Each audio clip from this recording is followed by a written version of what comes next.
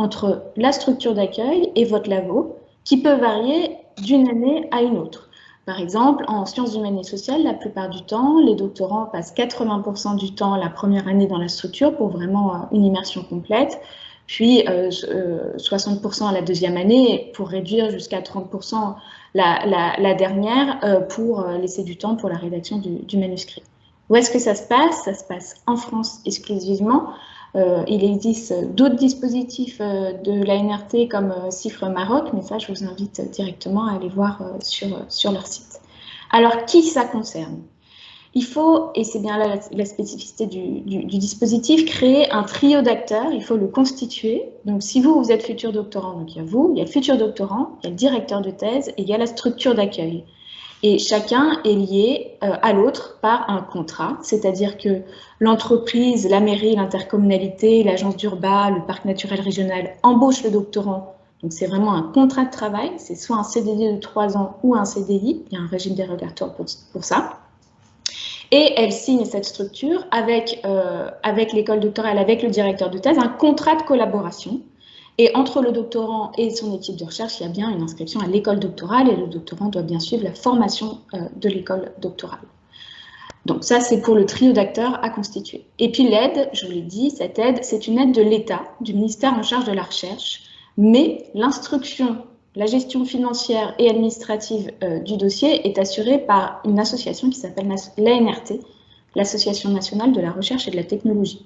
Et puis, il y a d'autres acteurs qui agissent pendant l'instruction du dossier, notamment des chercheurs bénévoles, etc., ou l'État qui va s'assurer de la viabilité économique de la structure qui va vous embaucher.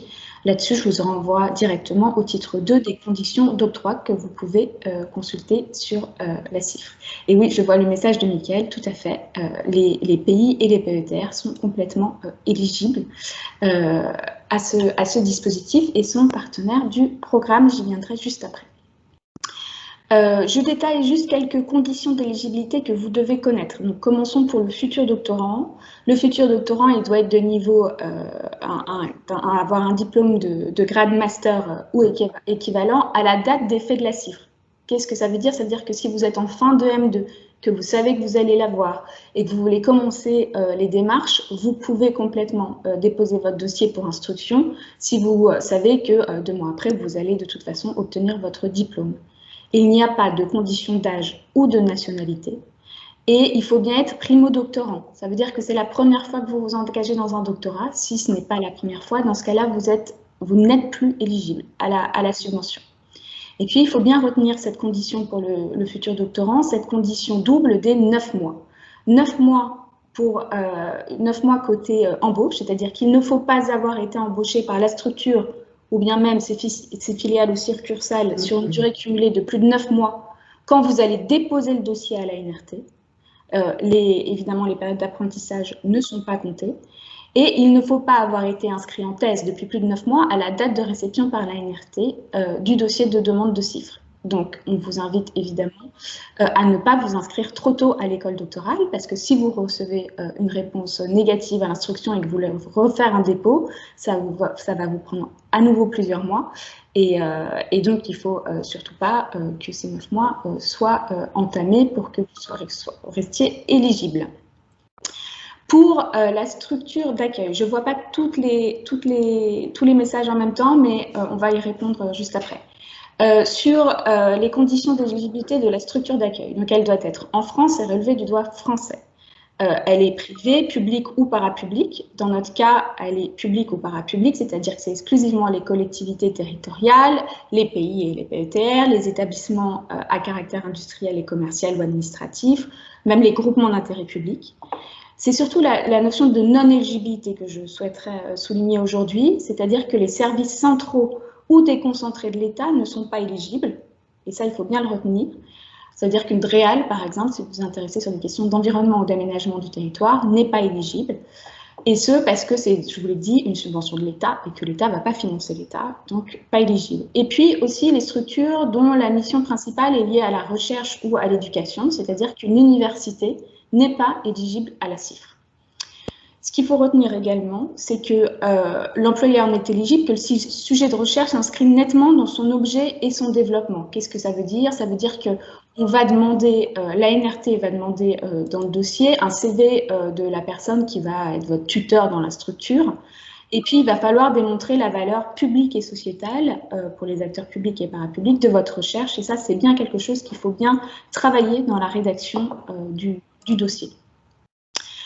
Pour le laboratoire, on a des gens ici qui ne sont pas encore doctorants, donc je propose de clarifier un peu le vocabulaire. Un directeur de thèse, c'est quelqu'un qui a sa HDR. HDR, c'est habilitation à diriger la recherche. Il fait partie d'une équipe de recherche qui est, elle, rattachée à une école doctorale à laquelle le doctorant devra s'inscrire pour suivre sa formation doctorale.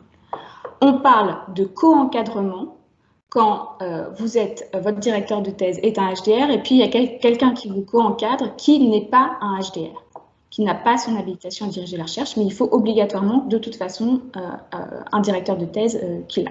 Et on parle de co-direction quand on a 2 laboratoires et chacun a sa HDR. Et puis on parle de co-tutelle quand il s'agit de lier un laboratoire français et un laboratoire étranger. Voilà pour ce que je voulais vous présenter aujourd'hui sur le dispositif CIFRE. Ensuite, je vais plutôt spécifier ce que représente le programme 1000 doctorants par rapport à ce dispositif. Je vous invite vraiment à aller voir les conditions d'octroi de la CIFRE. Vous avez le lien qui s'affiche ici. Vous y avez tout détaillé, des conditions d'éligibilité, de comment sont sélectionnées les demandes, comment ça se passe pendant la CIFRE, comment ça se passe s'il y a un litige, etc., etc. Je vous renvoie vraiment au site de l'ANRT. Maintenant, pour le programme 1000 doctorants pour les territoires. Le programme 1000 doctorants pour les territoires, et quel est son lien à la CIFRE, c'est qu'il a pour objet de développer l'usage de la CIFRE au profit de l'action publique locale. Et ce, pour une double raison. D'abord parce qu'il y a plus de 1400 CIFRE qui sont passés chaque année, mais moins de 6% qui sont passés avec des collectivités ou des associations.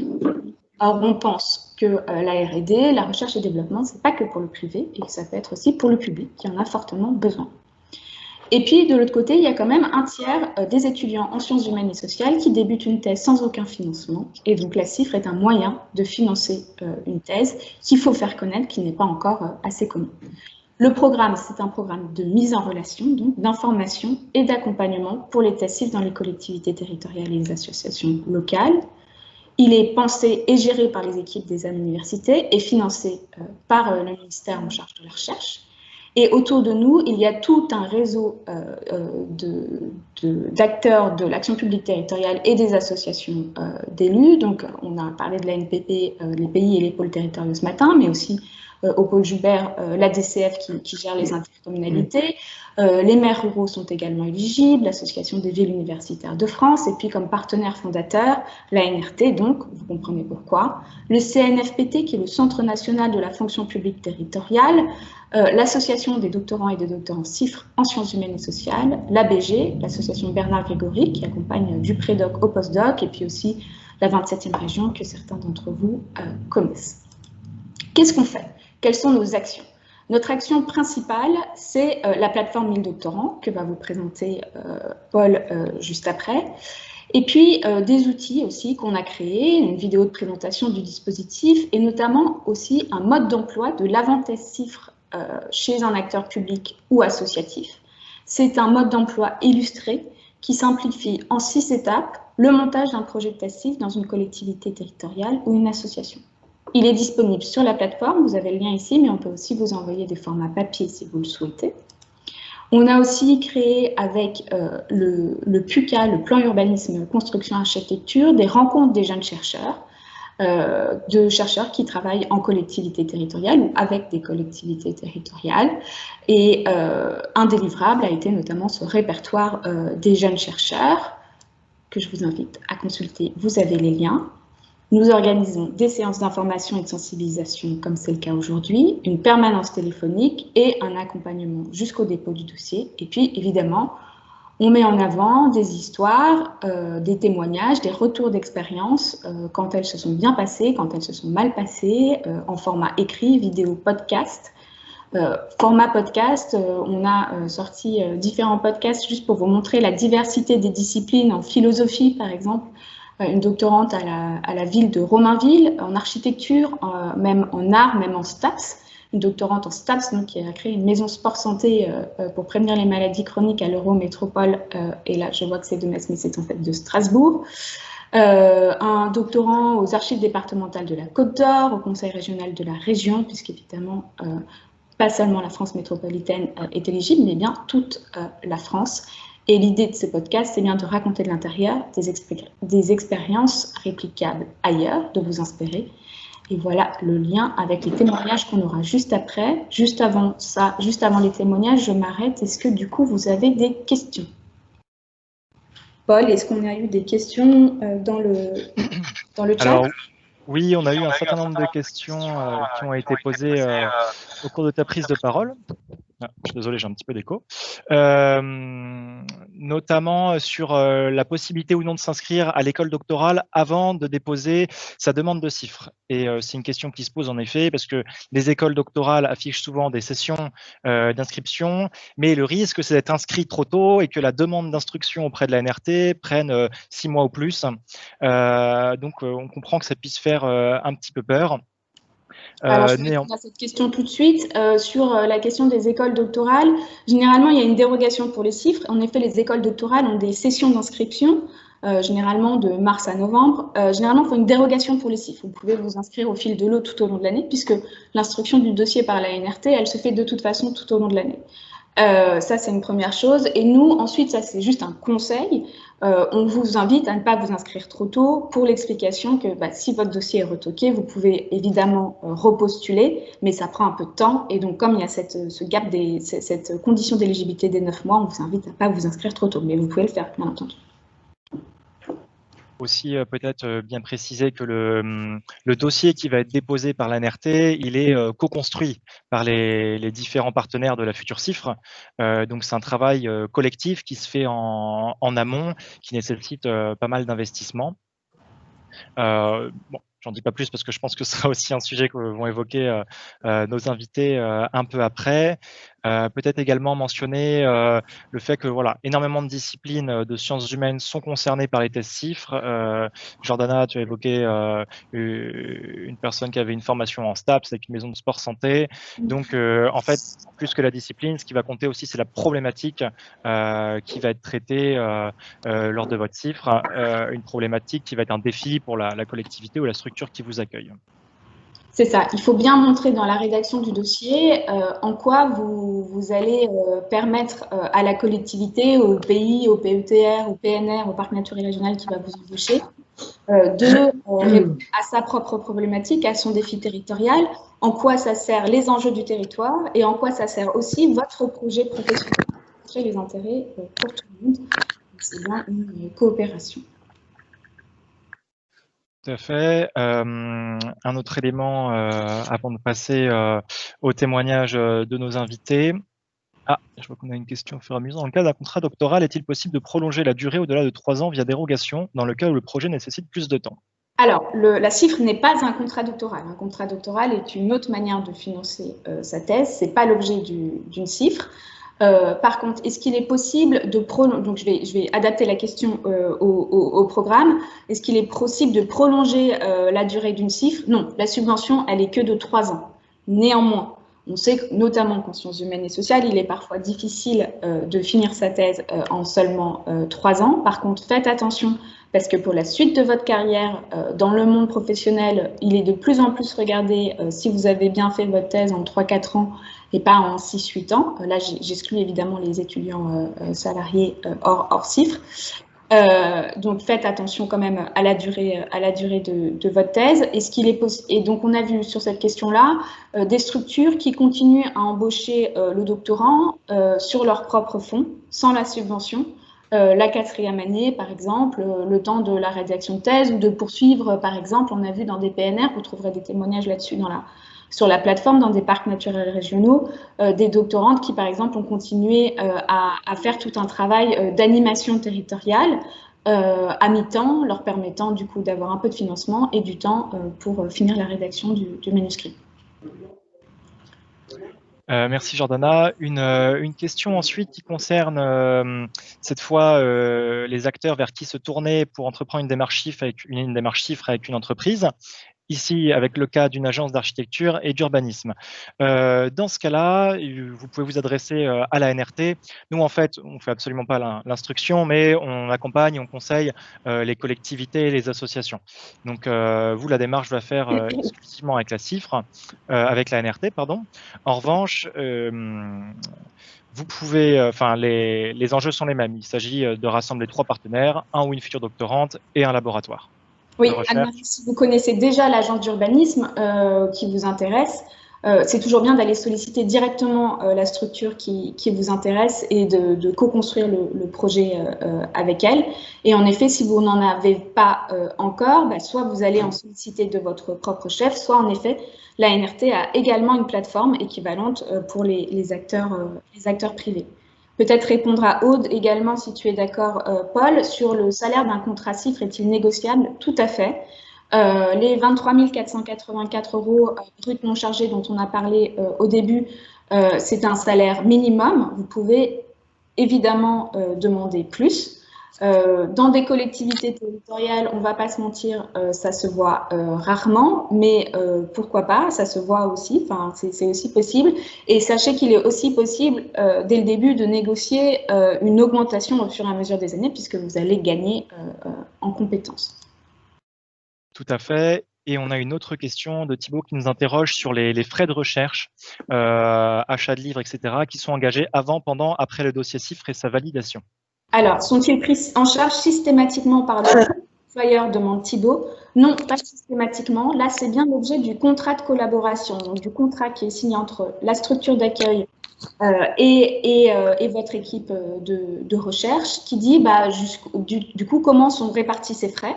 Est-ce que, par exemple, c'est la structure qui va prendre tous les frais à sa charge? Par exemple, si vous avez des missions de terrain, de déplacement à faire, est-ce que c'est elle qui va prendre les billets de train, etc. Ou est-ce que c'est plutôt votre labo?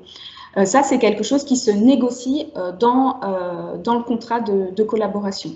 J'en profite pour vous dire que certaines équipes de recherche demandent également des frais de fonctionnement, c'est-à-dire une petite somme qui peut être pas petite, pour couvrir en effet, par exemple, vos participations à des séminaires, etc., et qui l'imputent directement à des à la structure d'accueil, et c'est presque une condition sine qua non pour que la thèse puisse se faire avec cette structure.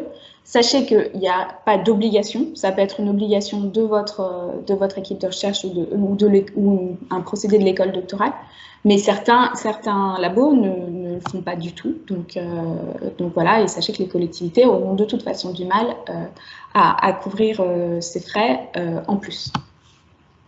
Est-ce qu'il y a d'autres questions? Oui, on a une nouvelle question sur l'intérêt d'avoir un sujet de thèse qui cependant ne s'applique pas forcément à une structure d'accueil qui pourrait être intéressée. Alors la CIFRE et la NRT y veillent dans l'instruction de ces dossiers. C'est pas une bourse de thèse par défaut. Il faut montrer qu'il y a un trio d'acteurs qui s'est constitué autour d'un intérêt commun, parce que pour le laboratoire, ça correspond à ses axes de recherche stratégiques, parce que pour la collectivité, ça va lui permettre d'innover et d'avoir des éléments supplémentaires sur son territoire ou dans son organisation, et pour le doctorant, prouver que ça va être une recherche sur laquelle il y a du travail à fournir, de la matière, c'est exploratoire. Donc la CIF ne peut pas être considérée comme un moment de transit, d'autant que c'est plus délicat de quitter une thèse CIFRE en cours lorsqu'on est impliqué dans une structure que lorsqu'on effectue sa thèse de manière plus traditionnelle. Je sais pas si ça Par contre, il y a bien des candidats sur la plateforme qui viennent déposer un pré-projet de recherche qu'ils ont en cherchant une structure d'accueil et une équipe de recherche. Il faut bien être vigilant au fait que de toute façon, vous allez devoir adapter, puisque comme Paul l'a dit, c'est bien une co-construction du projet. Donc chacun adapte un peu ses demandes, les livrables, les attentes, etc., en fonction aussi des attentes et livrables de l'autre.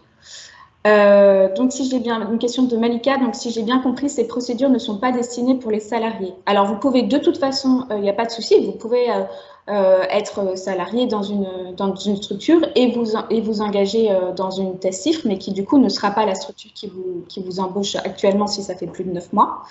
Ça, il n'y a pas de souci, vous pouvez le faire à n'importe quel âge, mais par contre, voilà, il faudra bien, si ça fait plus de 9 mois que vous êtes dans la structure dans laquelle vous êtes employé aujourd'hui, il faudra quitter cette structure.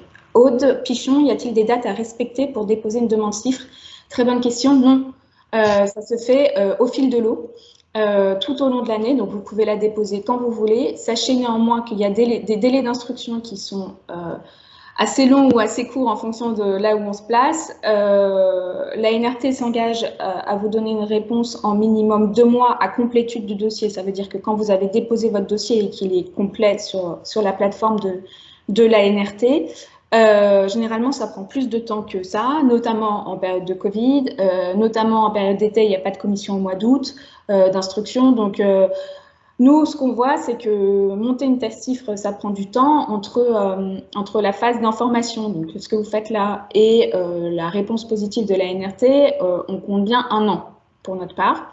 Ça peut aller plus vite si vous connaissez déjà la structure ou l'équipe de recherche. Je m'apprête à déposer mon dossier sur la NRT alors que je ne viens. Est-ce une problématique pour l'instruction du dossier? Roxane, Roxane, vous avez déposé votre dossier à la NRT, mais vous n'êtes pas encore inscrite à l'école doctorale. Si vous avez déposé votre dossier à la NRT, vous avez mis dans votre dossier une lettre d'engagement de l'école doctorale. C'est-à-dire que l'école doctorale s'engage à ce que vous vous inscriviez chez elle, et c'est ça qu'il vous faut dans le dossier. Faut-il respecter les dates scolaires pour la thèse? Non. Je crois qu'on va s'arrêter là pour les questions, non? Oui, on va prendre cette dernière question et puis après, vous pourrez continuer à les poser dans le chat et on répondra au fur et à mesure. Mais on va ensuite laisser la parole à Nicolas Well pour débuter les témoignages. Est-ce que ce n'est pas trop tard? Je suis en 4e année et j'éprouve le besoin financier pour les déplacements pour donner des conférences. Oui, en effet, moi, je dirais que c'est trop tard. Enfin, vous pouvez négocier entre les deux, mais ça passera plus par le contrat de collaboration. Le contrat de collaboration est signé dans les 6 premiers mois de la thèse. On va peut-être poursuivre avec Nicolas. Ouais, Nicolas. Alors, avec le micro, c'est mieux. Parfait. Bonjour à tous. Merci pour toutes ces informations qui, en fait, sont l'exact environnement dans lequel j'ai dû produire cette thèse. Donc, voilà, pour information, moi, je suis en 3e année de thèse CIFRE avec la direction de l'espace public de Nantes Métropole et je travaille sur un schéma de cohérence d'aménagement lumière. Donc, mon laboratoire est celui de l'école d'archi à Nantes qui s'appelle Ambiance, Architecture et Urbanité. Et voilà, donc comme tout ce qui a été expliqué avant, le montage a été fait avec cette convention tripartite entre le service éclairage de la direction de l'espace public, le laboratoire de l'école d'archi et l'école centrale de Nantes qui est mon école doctorale, aujourd'hui ici à Nantes. Donc j'ai commencé à produire mon projet de thèse en novembre 2016, pardon, pour un dépôt auprès de la NRT en mai 2017 et pour une validation de la NRT en octobre 2017. Voilà, donc l'indicateur de 1 an d'inertie entre le début d'un projet plus toutes les étapes de validation de construction et le démarrage de la thèse. Et celui que j'ai rencontré, alors après, à voir si d'autres témoignages vérifient ça. Je vais surtout m'intéresser un petit peu dans une partie là à l'aspect financier. Effectivement, le laboratoire dans lequel je travaille a pu obtenir des subventions de la part de la collectivité pour les déplacements à l'étranger dans le cadre d'interventions en conférences ou d'échanges internationaux ou européens. Donc voilà, donc ça c'est des choses qui sont un peu indépendantes du regard du doctorant, on va dire. C'est des choses qui se passent plutôt dans des sphères administratives, mais qui sont, je crois, très avantageuses pour le doctorant parce que là où d'autres vont devoir être tributaires du budget du laboratoire, en tant que CIFRE, souvent on bénéficie de cette enveloppe allouée par la collectivité qui facilite les déplacements. Donc moi, de ce point de vue-là, déjà, j'encourage à construire ce type de contrat de recherche. Le salaire, effectivement, n'est pas négociable. En tout cas, moi, à Nantes Métropole, on m'a proposé ce salaire brut indiqué tout à l'heure, que j'ai demandé à négocier pour des questions tout simplement de travail nocturne, etc. Et la réponse assez logique et très, très légitime de la métropole est de dire que dans leur scope, ils veulent accueillir plusieurs doctorants, et plus ils vont payer cher les doctorants, moins ils pourront en accueillir. Donc voilà, en fait, la justification s'établit comme ça. Mais au travers de tout l'environnement de travail qu'on a, un bureau en labo, un bureau en métropole, des accès à des supports de documentation, des supports d'impression, de numérisation, finalement, quasiment tout est pris en charge, et le salaire est quasiment uniquement dédié à la vie personnelle du doctorant. Donc je pense que c'est pas un objectif que d'être gourmand sur son salaire de thésard, parce que il y a des formes de rémunération en termes d'apprentissage à la fois sur le terrain et dans le milieu académique qui sont bien au-delà de ce que quelques dizaines d'euros supplémentaires peuvent offrir. Ensuite, le temps de travail, effectivement, le temps de présence est à peu près celui qui a été indiqué. Alors moi, j'en ai une expérience différente, c'est-à-dire que dans mon cadre d'architecte, éclairagiste et doctorant CIFRE, là, comme ce qui est indiqué à l'écran, je suis embauché par la métropole pour un contrat de 3 ans pour rédiger un document d'accompagnement de l'éclairage public de la métropole. D'où cette photo, qui est une photo en fait qui a été prise pendant le confinement, où on se pose la question de ces formes très denses d'illumination, à la fois publiques et privées, alors qu'il n'y a personne dans la rue. Donc voilà, bon, c'est plutôt une anecdote, mais le temps de travail est très très dense au départ, parce que même si le projet a été amorcé pour écrire le projet de thèse, donc le projet professionnel a été amorcé, il faut quand même plusieurs semaines, voire plusieurs mois pour que les objectifs soient clairement définis dans ce qu'il y a à produire en termes de livrables pour la métropole. Donc là, c'est pas une prestation de service, pas du tout, mais ça se rapproche vraiment d'un livrable opérationnel. Donc le temps, finalement, je crois qu'on finit par arrêter de le compter, parce qu'en fait, on est toujours en train d'échanger entre ce que l'on recherche comme consolidation académique au laboratoire, et comment est-ce qu'on va mettre en œuvre, en opération, ces éléments théoriques sur le terrain. Et je crois que, en tout cas de mon point de vue, la CIFRE est vraiment, sans être dithyrambique, mais vraiment le modèle idéal, parce que moi je suis architecte éclairagiste. À la fin de ma thèse, j'envisage de revenir sur le terrain en tant que nouvel acteur de l'éclairage public et privé en France et même à l'étranger.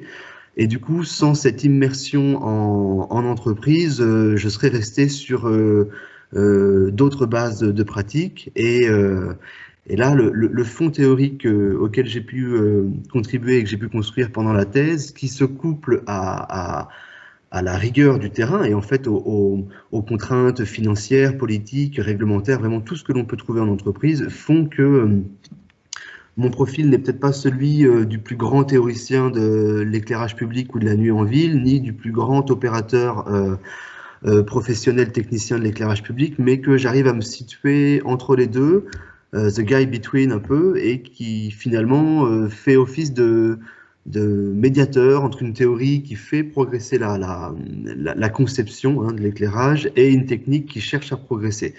Donc pour moi, la CIFRE a vraiment eu cet avantage-là de mettre un pied entre les deux, donc ce qui fait que finalement on a la sensation d'être très déséquilibré pendant quasiment toute la CIFRE, jusqu'au moment où on se met à l'écrire. Et quand on commence à la rédiger, on s'aperçoit qu'il y a des formes d'atterrissage à la fois théoriques et pratiques opérationnelles. Et il y a aussi finalement des formes de décollage et d'ouverture qui font que il y a des pistes à la fois dans l'enseignement, dans la recherche, mais aussi dans l'opérationnel, c'est un mot que j'utilise beaucoup, qui font que le champ des possibles à la fin est assez transversal, alors donne un panel de choix qui parfois peut aussi nous mettre dans une posture un peu de doute, mais qui finalement nous offre le choix. Donc moi je trouve ça chouette, et puis les rencontres sont sont vraiment toujours très, très constructives. On a l'opportunité de sortir d'une collectivité ici dans notre métropole pour en rencontrer d'autres sur les territoires français et à l'étranger et vraiment construire un état de l'art et un projet professionnel derrière qui conserve finalement le modèle de la CIFRE, c'est-à-dire faire du théorique et du pratique, contribuer à la recherche en l'appliquant et en derrière produisant des articles scientifiques, en intervenant en conférences et en contribuant à la recherche par cette forme de recherche-action appliquée qui finalement garde toujours une sorte d'ancrage dans la réalité politique et économique des collectivités, dans notre cas, et qui fait que la recherche est fondamentalement appliquée sur le terrain. Donc voilà, c'est ça. Donc les 3 points clés, l'importance de construire un projet à la fois théorique et opérationnel, voilà, donc je pense que je l'ai assez détaillé. L'importance de garder cet équilibre tout au long de la thèse, oui, permet de construire et faire mûrir le profil professionnel. Aujourd'hui, par exemple, j'arrive à la fin de ma rédaction, je suis en train de relire mes 10 chapitres. Cet après-midi, je vais relire les 3 et 4, donc je suis parfois troublé de certains trucs qui ont été écrits il y a 6 mois, mais bon, il faut savoir aussi faire un petit peu acte de contrition et les conserver, sinon on sera en train de tout réécrire tout le temps. Et en parallèle, le document de cadrage qui a été produit avec et pour la métropole rencontre ses premières applications et on voit aussi la façon dont la métropole se saisit des éléments théoriques et fait en sorte de les mettre dans un système beaucoup plus large et beaucoup plus une mécanique beaucoup plus ancienne, on va dire, mais qui cherche à se renouveler. Donc ce qui est hyper intéressant à observer, c'est que nous, en tant que doctorants CIFRE, on arrive plus ou moins en qualité de nouvel acteur de la recherche et de la recherche appliquée, et qu'on voit comment certains acteurs de terrain qui parfois sont là depuis 20 ou 30 ans arrivent à se saisir et à se saisir de nos outils, nos méthodes et à les impliquer dans des schémas un peu plus grands. Et voilà, et donc ça fait des choses qui se transforment et qui mûrissent. Et être conscient de la très grande autonomie requise et de la capacité d'adaptation. Oui, bah oui, parce que les calendriers sont finalement extrêmement mouvants et qu'il faut être capable de rebondir très vite sans stresser en fait, voilà, et en se disant que tout va bien se passer et que si on est là, c'est pour une bonne raison, si on est appelé, c'est pour une bonne raison, et que en tant que chercheur, souvent, on a une recherche d'exigence extrêmement forte et qu'il faut réussir à la transformer et à l'adapter pour à la fois répondre aux exigences théoriques et professionnelles. Voilà, Merci. je ne sais pas si ça fait 10 minutes, mais je crois qu'on n'est pas loin du… C'est parfait, ça dénote une bonne habitude de la gestion du temps. Merci beaucoup Nicolas. On a eu plusieurs questions dans le chat qui vous étaient adressées. Donc, si pendant l'intervention de Claude, vous souhaitez y réfléchir et apporter quelques éléments juste après pour la session de questions-réponses, ou si vous avez le temps de dire quelques mots dans le chat au fur et à mesure, comme vous le souhaitez. Donc, merci encore Nicolas pour ce témoignage. Et Claude, je vous invite à nous rejoindre pour prendre la parole. À votre tour. Oui, bonjour, vous m'entendez? Oui, parfaitement.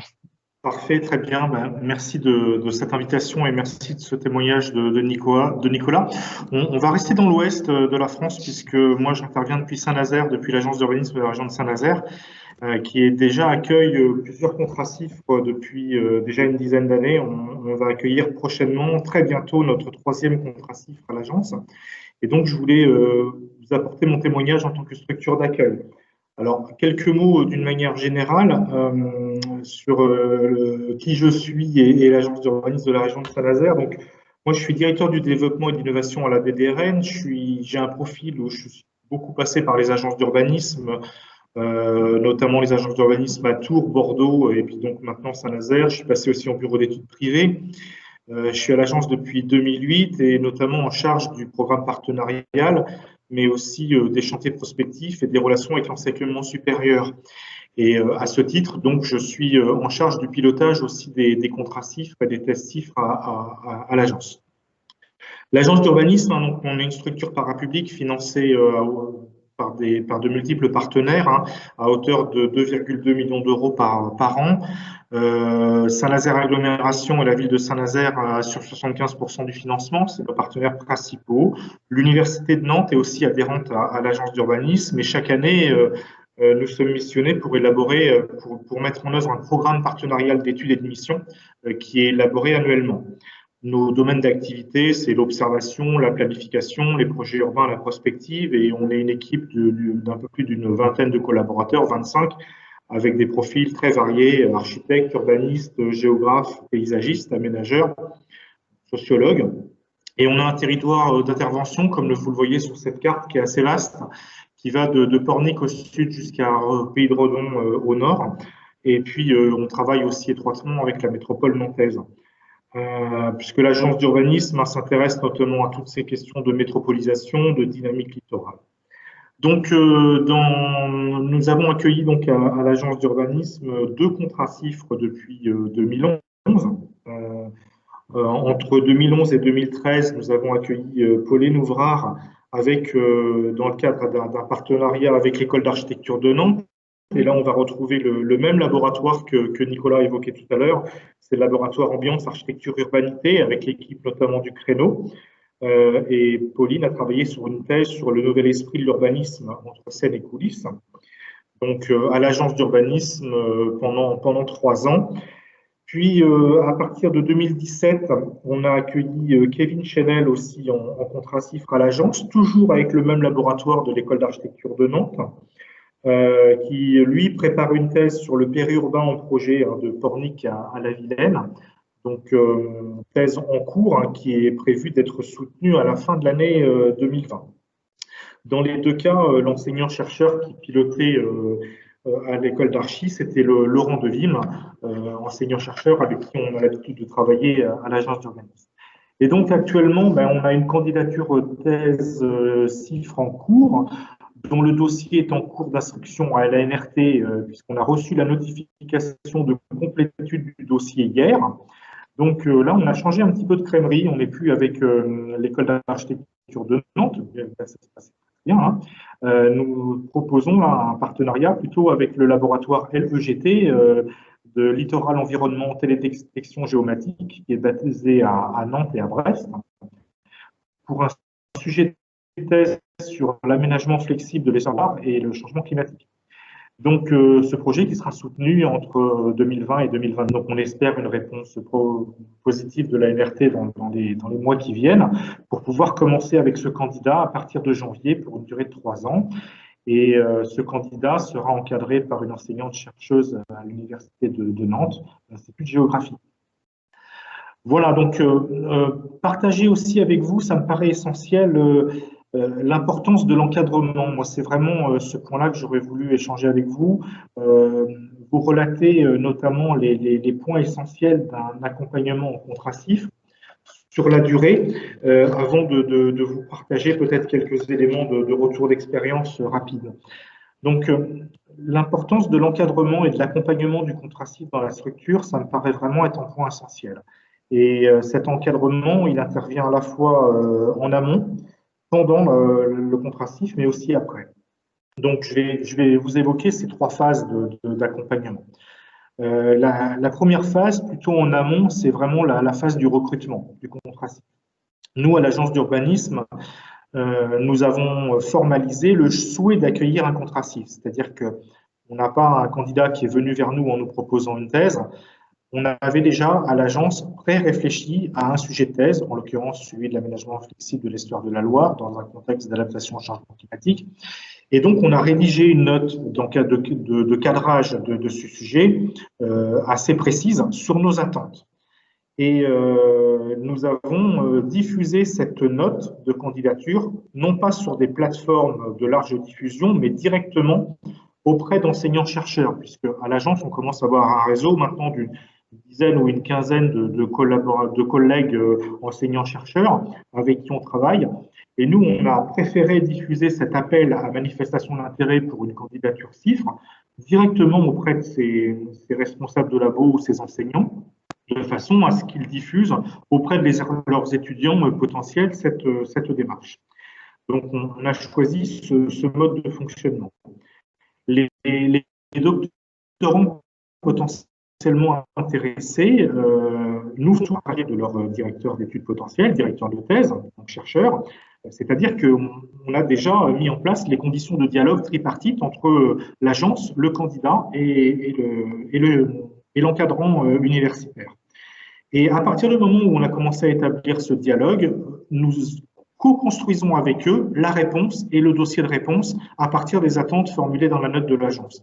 C'est-à-dire que s'est mis en place une logique de dialogue pendant 3 mois environ, où il s'agissait de construire la candidature des candidats, en l'occurrence à l'époque ils étaient 2, qui nous avaient fait un retour progressif et 2 qui nous ont demandé d'être embauchés en contrat CIFRE à l'agence.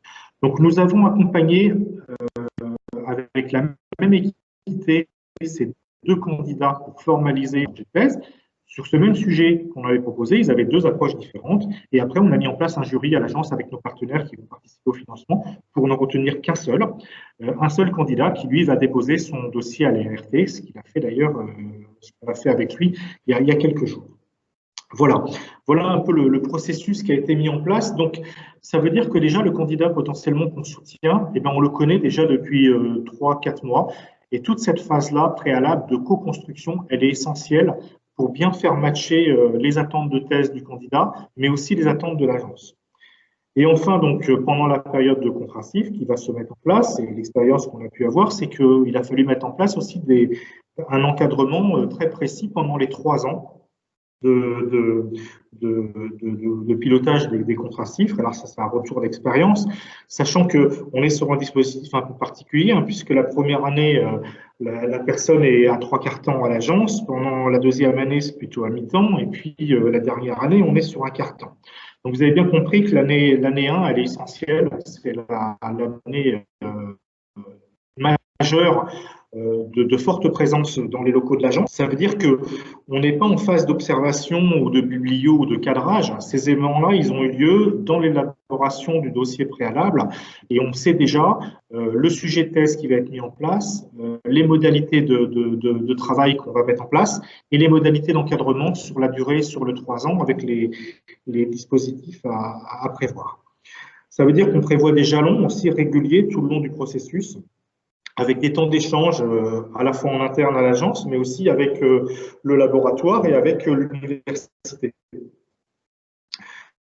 Et puis, l'intérêt aussi de bien avoir des réseaux qui sont perméables entre l'université et l'agence pour que la personne qui est en contrat CIFRE dans nos locaux ne soit pas enfermée dans un bureau à travailler, mais sur le terrain, au contact de nos partenaires, dans les professionnels de l'urbanisme et de l'aménagement qui sont directement intéressés par le sujet.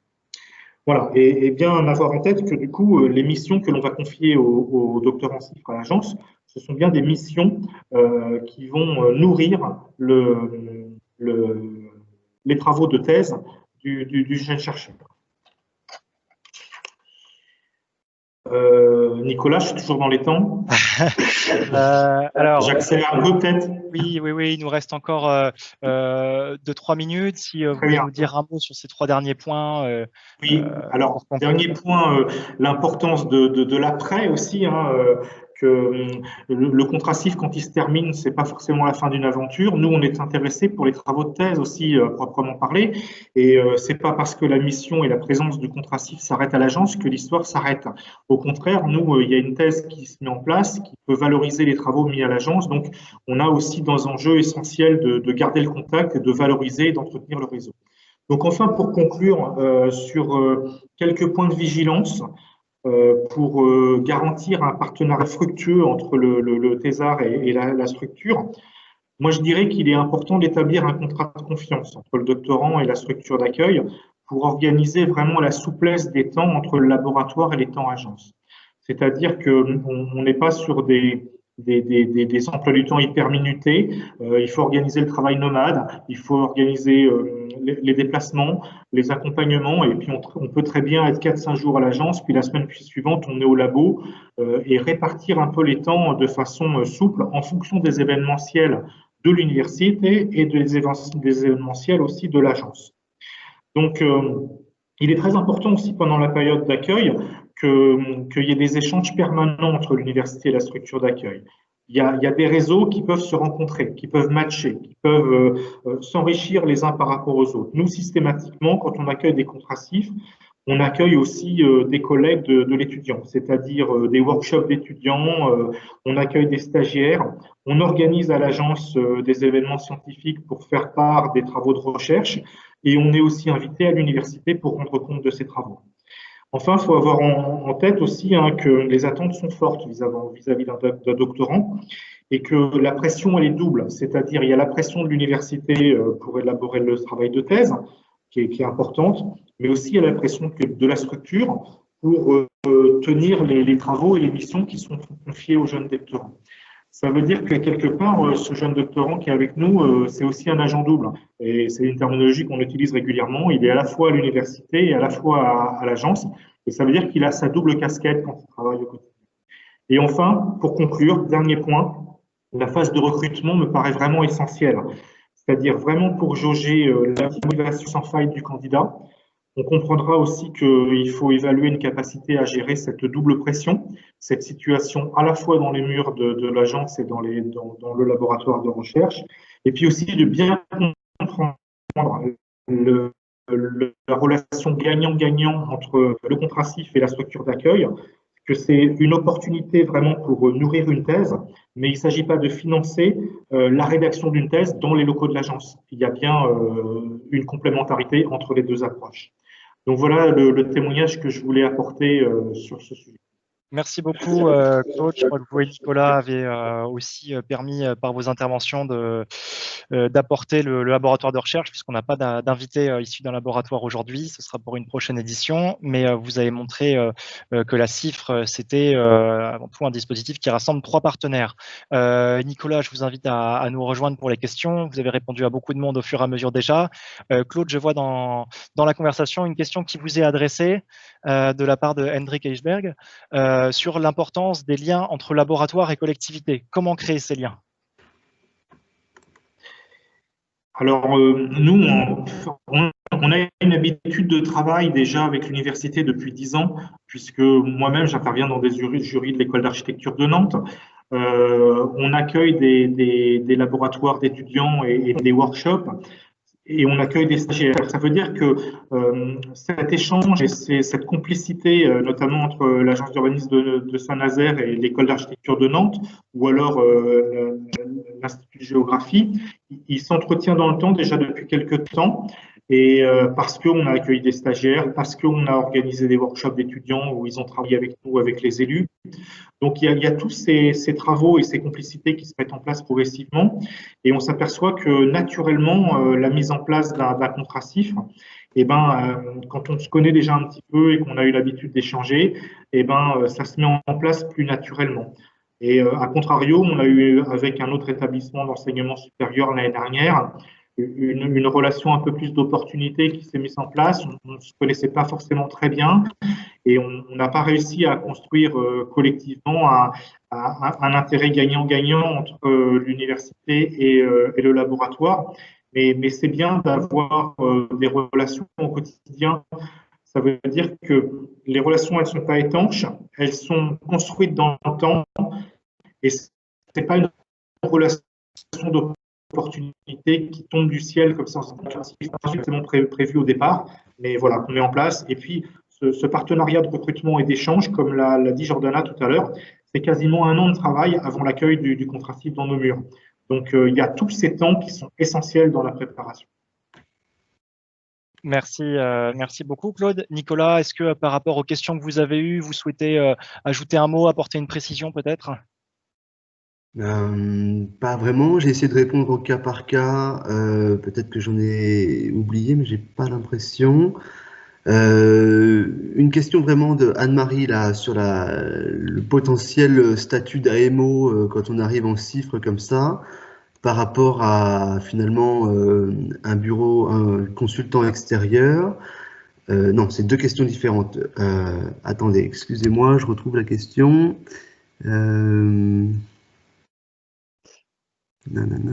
Si, c'est ça. En fait, l'intérêt est justement de s'extraire d'une forme d'assistance à maîtrise d'ouvrage pour rentrer davantage dans une approche théorique qui finalement pourra peut-être retomber sur des outils utiles à la maîtrise d'ouvrage, mais on n'est pas sur, surtout une méthode avant les outils, on n'est pas sur une réponse aussi directe d'un AMO qui va prendre en charge certains aspects d'un projet d'aménagement urbain ou architectural, comme on peut l'entendre dans les marchés traditionnels. Il y a une volonté beaucoup plus forte d'échange et d'approche théorique. Voilà, moi, mon sentiment, c'est que si j'avais été un AMO, j'aurais finalement produit un schéma de cohérence d'aménagement lumière entendu comme étant un support cartographique avec telle ou telle forme d'éclairage par-ci par-là selon des données techniques et réglementaires. Ce qu'on aurait pu faire, ce qu'on a intégré dans une approche méthodologique plus théorique sur une forme de sociologie urbaine nocturne, tout simplement, qui nous permet de fournir une méthode d'arbitrage à tous ces éléments techniques et politiques. Donc là où la recherche est intéressante, c'est que elle apporte une notion théorique qui est, dans mon cas, celle de la participation des habitants et de leur expertise d'usage dans l'aménagement du territoire nocturne, qui est un procédé qui est rare dans l'aménagement urbain nocturne et que l'on a essayé par petites touches de tester, d'implémenter et qui finalement trouve son équilibre avec les besoins techniques et politiques directs des administrateurs de l'éclairage public. Voilà, donc de mon point de vue, on approche plutôt le partenariat par une question de méthodologie théorique appliquée au terrain que par une unique réponse technique qui fera derrière l'objet de documents d'application ou de plans de financement, etc. Merci Nicolas, vous rappelez bien effectivement que le but de la CIFRE, c'est pas d'engager quelqu'un pour un besoin technique, comme si on faisait appel à un prestataire externe, mais qui avait de nombreuses spécificités dans le travail du doctorant, mais aussi bien sûr dans celui des encadrants, comme vous l'avez rappelé, Claude, durant votre intervention. Est-ce que quelqu'un va ajouter quelque chose, Jordana peut-être ou... Peut-être juste une dernière question pour vous, Claude Maillère. Pendant votre intervention, vous avez donc précisé que vous accompagnez en amont le ou même les candidats, et puis qu'il y a un jury qui se réunit avec des partenaires. Et donc ma question c'est, est-ce que c'est aussi des partenaires financiers? Est-ce que vous avez réduit le reste à charge pour l'agence d'Urba grâce à ces partenariats? Alors, ça s'est fait pour le premier contrat CIFRE, effectivement, il y a eu un cofinancement dans nos partenariats agences. Le deuxième contrat CIFRE a été pris, le reste à charge a été pris 100% par l'agence. Et là, on est encore en cours de discussion dans le cadre de nos programmes partenariaux à venir pour l'année prochaine et les 2 années suivantes, pour qu'effectivement un partenaire complémentaire puisse éventuellement nous aider parce qu'il est particulièrement intéressé par le travail identifié. Je voudrais juste apporter une précision et rebondir sur ce qu'a dit Nicolas aussi. Nous, ce qui était vraiment important à l'agence d'urbanisme, c'est que les missions et les travaux que l'on a confiés à nos 2 contrats CIFRE et à notre 3e, ce sont des missions et des travaux qui vont nourrir directement le projet de thèse. Pour faire simple, on ne propose pas un bureau dans lequel notre contrat CIFRE va s'installer pour rédiger sa thèse. L'idée, c'est qu'il est dans une structure où il va construire son terrain. Et on va, nous, lui apporter la possibilité de labourer le terrain et d'aller à la recherche d'informations, de monter des enquêtes, de monter des laboratoires, de monter des ateliers de travail, de faire du terrain sur place. Et tous ces travaux de butinage pendant qu'il est en mission à l'agence sont la constitution de ces terrains de recherche.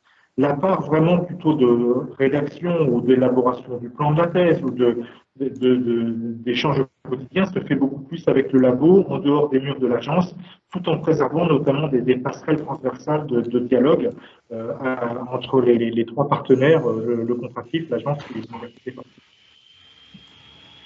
Merci pour ces compléments et puis grand merci à tous les deux pour la richesse de vos témoignages qui ont chacun apporté des éléments importants, je pense, à nos invités. Peut-être, Paul, maintenant, tu voudrais nous présenter la plateforme en soi, si maintenant on est un peu convaincu et qu'on sait qu'on aimerait au moins essayer de s'engager là-dedans. Comment fonctionne la plateforme? Tout à fait. Donc, on va venir à des éléments plus techniques, si j'ose dire. À présent, je vais vous présenter la plateforme. On va naviguer un petit peu entre le support de présentation et le site web via un partage d'écran. Donc voilà, vous nous pardonnerez si il y a des fois des petits temps morts en passant de l'un à l'autre. La plateforme Un Tour d'Horizon, on a beaucoup de choses qui sont en accès libre. Pour rappel, les activités de 1000 doctorants, c'est de mettre en place une plateforme de mise en relation entre futurs partenaires de TestCIFRE, mais c'est aussi d'accompagner ces acteurs. Et c'est pour ça qu'on a énormément d'articles, de témoignages, de podcasts, d'actualités sur l'enseignement supérieur et la recherche, et de réponses à des questions qui sont disponibles en accès libre sans être inscrits sur le site. À noter, j'ai mis dans le chat à l'issue de l'intervention de Claude et Nicolas 2 témoignages, 2 liens qu'il faut copier dans le navigateur, qui sont le témoignage de Nicolas en ligne sur la plateforme et celui de 2 anciens doctorants qui ont été encadrés par Claude à l'ADD-RN. Je bascule en partage d'écran. Alors, voilà. J'espère que ça va fonctionner et on va se donner rendez-vous sur la plateforme. A priori, c'est bon. Donc, je vous disais, un certain nombre de contenus qui sont disponibles en ligne. Vous avez de nombreuses rubriques, actualités, boîte à outils, témoignages, podcasts dans la presse, vos questions qui permettent de répondre à toutes les questions de base que peuvent se poser tous les types d'acteurs qui sont sur la plateforme.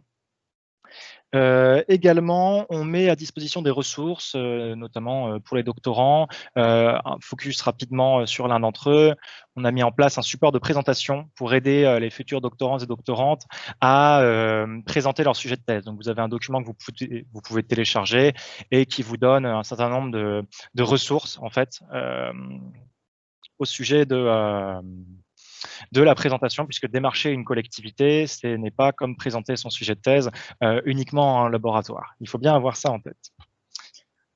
Enfin, on va maintenant s'intéresser au parcours utilisateur. L'inscription, je vous épargne la création d'un compte lambda, mais c'est très simple. On vous demande peu d'informations. Celles-ci sont évidemment confidentielles et on vous demande de renseigner éventuellement quelques éléments sur la collectivité, votre formation ou la nature de votre équipe de recherche si vous êtes dans un laboratoire. Et le cœur de la plateforme, lorsque vous êtes utilisateur, c'est votre espace personnel qui va vous permettre d'avoir accès à 3 types d'éléments. Tout d'abord, vous allez avoir accès aux offres qui sont postées sur la plateforme par les différents types d'acteurs. Ici, sur l'espace personnel, une partie d'entre elles sont suggérées en fonction des thématiques que vous renseignez comme étant les plus intéressantes pour vous. Vous retrouvez également ces offres dans la rubrique « Les offres ». Voilà, vous avez là encore un certain nombre de filtres. Et pour vous donner une idée à quoi ressemble une offre, elle présente le déposant. Ici, c'est une offre qui a été déposée par une communauté de communes, des descriptions du projet, du territoire, le défi posé par la collectivité et des pistes sur la méthodologie. On peut ensuite également joindre des PDF et vous pouvez entrer en contact avec ces personnes. À l'inverse, une offre de doctorant va comporter, par exemple, des renseignements sur l'actualité du sujet que propose le ou la doctorante, sa problématique, et là encore des pistes pour la méthodologie. Bien sûr, les équipes de recherche, donc les chercheurs peuvent eux aussi poster des offres sur la plateforme. Je reviens à mon espace personnel pour préciser. Vous pouvez vous aussi créer une offre. Pour cela, c'est très simple. Il vous suffit de cliquer sur « Ajouter une nouvelle offre » et là, vous avez à droite, très important, un petit encart de suivi de la rédaction de votre offre que vous pouvez à tout moment enregistrer en brouillon pour venir la publier plus tard.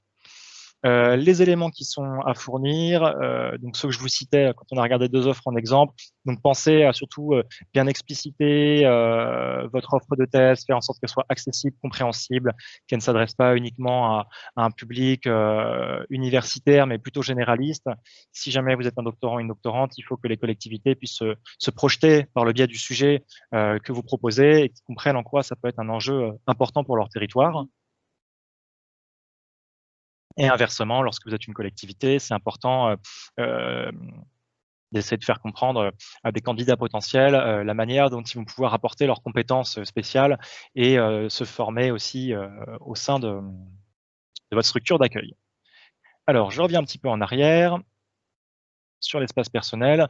L'objectif de la plateforme 2000 doctorants, c'est de mettre en relation 3 types d'acteurs. Futurs doctorants et doctorantes, structure d'accueil, collectivité ou association, et enfin, une équipe de recherche. Donc, une fois qu'une offre a été publiée, elle est disponible sur la plateforme et les gens peuvent entrer en contact avec vous. Ici, vous avez votre offre qui s'affiche. J'ai créé une offre test avec son titre. Et si jamais quelqu'un vous contacte, vous allez avoir une petite carte qui se crée avec une alerte. Vous pouvez régler pour être prévenu par mail de cette alerte. Et là, si vous acceptez la demande de mise en relation, vous pouvez échanger avec la personne qui vous a sollicité. Donc là, vous avez une fenêtre de chat qui se met en place et qui vous permet de discuter avec la personne, échanger sur les motivations, sur la manière dont vous voyez le sujet. Si jamais l'un des 2 acteurs en relation se met d'accord avec un 3e acteur, par exemple avec une équipe de recherche, vous pouvez sélectionner votre candidat ou votre structure d'accueil avec qui vous échangez en favori. Et si tout le monde est en favori, vous allez pouvoir discuter avec l'équipe de recherche sur cette même conversation. Que vous dire d'autre sur la plateforme? Je reprends un petit peu le fil. Voilà, non, on va revenir sur la présentation et peut-être prendre 2-3 minutes pour évoquer. Alors, comment quitte-t-on le partage d'écran? Voilà, nous allons revenir sur la présentation. Hop. Donc, quelques conseils pour finaliser. Ça charge. J'ai prévenu qu'il y aurait des petites latences. On y est presque. Voilà. Le temps d'arriver tout au bout, puisqu'on s'est dit beaucoup de choses quand même tout au long de ce webinaire. Vous aurez cette présentation qui sera téléchargeable, qui reprend tous ces éléments. Et notez qu'il y a des petits pop-up, des petites fenêtres pop-up quand vous inscrivez sur la plateforme qui vous permettent de voir où se situent toutes les fonctions. Vous pouvez revoir ces pop-up à tout moment. Donc, j'ose espérer que vous ne serez pas perdu. Quelques conseils pour terminer. Bien pour les futurs doctorants et doctorantes, bien cibler les structures d'accueil qui vous intéressent. C'est important de faire une cartographie des acteurs en amont. Vous pouvez aussi décrire à quel type de collectivité vous vous adressez dans votre annonce. C'est toujours bien. Bien rédigé en des termes accessibles, on l'a mentionné. N'hésitez pas à joindre des publications, des travaux de recherche que vous avez faits, tant qu'ils sont accessibles, ou à évoquer des colloques, des séminaires auxquels vous participez. Pour les collectivités, on l'a dit aussi, c'est important de donner des éléments, si vous en avez, de diagnostic, de cartes, d'initiatives qui ont eu lieu dans votre collectivité ou similaires sur d'autres territoires pour permettre de documenter votre offre de sujet de thèse. Et pour les chercheurs et les chercheuses, indiquer en quoi les thématiques en fait vont trouver un écho favorable avec les grands axes stratégiques de recherche de votre laboratoire. Alors, je vois qu'on a eu quelques questions au fur et à mesure. Jordana a pu répondre au fil de mon intervention. Pas de questions pour le moment sur la plateforme plus particulièrement, c'est que ça doit être très clair. Ou alors n'hésitez pas à lever la main à présent ou à poser vos questions. On est peut-être allé un peu vite sur la plateforme, mais donc, il y a beaucoup d'éléments dans le PowerPoint et c'est une nouvelle version de la plateforme qui est en ligne depuis juillet. Donc, on a essayé de faire en sorte qu'elle soit le plus accessible et intuitive possible. Merci Malika. Avec grand plaisir, Aude, pour avoir créé la plateforme. À noter sur le fonctionnement de la plateforme, si vous déposez une offre, tous les 2 mois automatiquement, la plateforme vous envoie un mail qui demande si l'offre veut être republiée, si vous souhaitez la maintenir publiée, parce que c'est vrai que des fois on écrit un projet de recherche, mais aussi bien pour les structures d'accueil, les collectivités que pour les étudiants et les étudiantes. C'est un projet qu'on a un moment qui peut revenir 6 mois après, ou le temps de finir une formation, on ne suit pas, donc voilà, n'hésitez pas à... Michael Restier nous abandonne. Merci beaucoup pour votre participation. Et voilà, on fait un certain nombre d'interventions à la demande des universités, des collectivités. N'hésitez pas à prendre contact avec nous si vous êtes intéressé pour ces séances de sensibilisation. Si vous avez des questions, on espère avoir répondu à un maximum de questions au cours du webinaire. Vous avez ici nos coordonnées. Donc je me charge de la permanence qui a lieu entre du mardi au jeudi midi, mardi plein, mercredi plein et jeudi la matinée. N'hésitez pas à me contacter, à nous envoyer un mail si vous avez besoin de conseils, si vous avez des doutes, si vous avez parfois un problème technique avec la plateforme, ce qui peut arriver. Nous sommes vraiment à disposition pour ça. Et peut-être préciser, on met beaucoup de contenu en ligne sur la plateforme. N'hésitez pas à poser non pas à poser des questions, mais à donner des suggestions. Si vous pensez qu'en tant que collectivité, chercheur ou futur doctorant, il y a des documents, des choses que vous souhaiteriez voir mises à disposition, explorées, dans la mesure du possible, on essaiera de répondre à ces demandes. En effet, on a une partie boîte à outils dans la plateforme, donc n'hésitez pas à nous dire s'il y a des outils qui seraient plus intéressants pour vous. On va peut-être juste profiter des dernières minutes qu'on a encore pour répondre à la question qui vient d'arriver de Roxane sur la sélection et l'instruction des dossiers par l'ANRT. Comment ça se passe, qui instruit le dossier, et elle voudrait savoir ça pour mieux adapter la rédaction de son projet. Alors, pour répondre, Roxane, l'instruction du dossier, elle est double. Elle est à la fois sur la qualité scientifique de votre projet et sur la viabilité socio-économique de la structure. Donc, l'évaluation socio-économique, elle est réalisée par les services de l'État. Ça, c'est juste afin de s'assurer que la structure a les reins assez solides pour vous accueillir. Donc, quand c'est une collectivité, il n'y a pas de souci. Quand c'est une association, en fonction du budget de l'association, ça peut être plus compliqué. Donc, voilà ce à quoi sert l'instruction socio-économique de ce dossier. Et sur la qualité scientifique du projet, ce sont en effet des chercheurs qui sont bénévoles et qui sont normalement compétents dans le domaine de votre objet de recherche, qui évaluent votre projet. Ça peut prendre parfois un peu de temps de la part de l'ANRT de trouver le bon chercheur qui correspond à votre sujet, ce qui explique parfois les délais un peu longs de l'instruction. Et donc voilà, c'est bien un chercheur d'un côté pour la qualité scientifique du projet et l'État pour la viabilité socio-économique de la structure. Parfait, merci Jordana.